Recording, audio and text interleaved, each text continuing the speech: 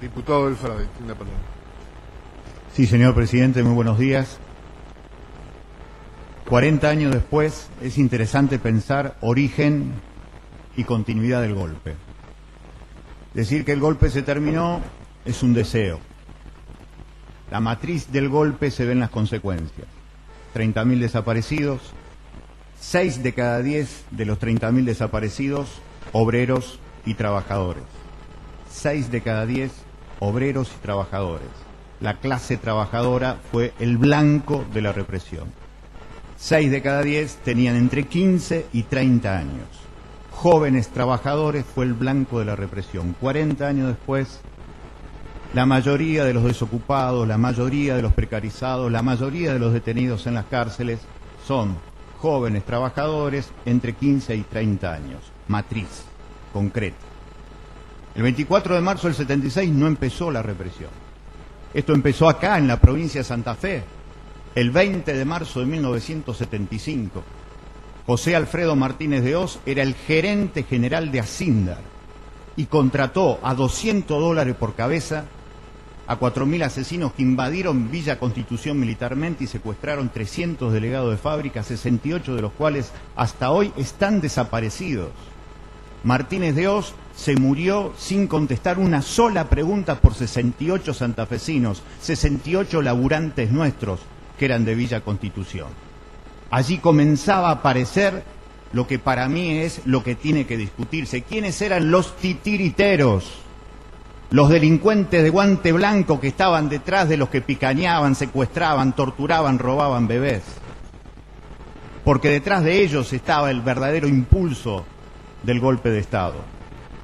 Ramón Genaro Díaz Besones se llamó el comandante del segundo cuerpo de ejército que diseñó los centros clandestinos de detención sobre las 6 provincias argentinas que eran jurisdicción del segundo cuerpo de ejército: Santa Fe, Chaco, Formosa, Misiones, Corrientes y Entre Ríos. Ramón Genaro Díaz Besones se fue el 12 de octubre del 76 y nos dejaron a Leopoldo Fortunato Galtieri, que nos llevó a Malvinas gracias al apoyo de los empresarios santafesinos. Pero ese tipo, Ramón Genaro Díaz Besones, en octubre del 77, Videla lo ascendió, lo puso como ministro de Planificación. Y en octubre de 1977, con la alfombra roja en la Bolsa de Comercio de Rosario, en Corrientes, en Córdoba, dijo la verdadera naturaleza del golpe. Hicimos el golpe para defender a la empresa y al capital privado. Nada de ser nacional, nada de patria, nada de herencia sanmartiniana. Defendían la guita. Y para defender la guita, la mayoría de los desaparecidos fueron jóvenes trabajadores. Querían disciplinar a la sociedad argentina, desapareciendo la mayoría de ellos, que eran jóvenes trabajadores con ideas revolucionarias. La idea revolucionaria clara: la felicidad es un derecho de todos y no la propiedad privada del que la puede comprar. 40 años después, nos encontramos con que hay 1.600 decretos leyes de la dictadura todavía vigentes. El decreto ley que llamamos nosotros Ley de Entidades Financieras fue de febrero de 1977. No es casualidad. Los bancos nos saquearon entonces, nos saquean ahora. En el 2001 se fue contra los bancos. Hoy siguen siendo lo que más plata ganan en la Argentina, con lo que significa, entre otras cosas, el trabajo acumulado del pueblo argentino, porque la plata no es de un dios. La plata viene por la construcción colectiva y cotidiana del pueblo trabajador de la Argentina. Por eso, 40 años después, nos parece necesario e indispensable pensar en la idea de identificar a la complicidad civil.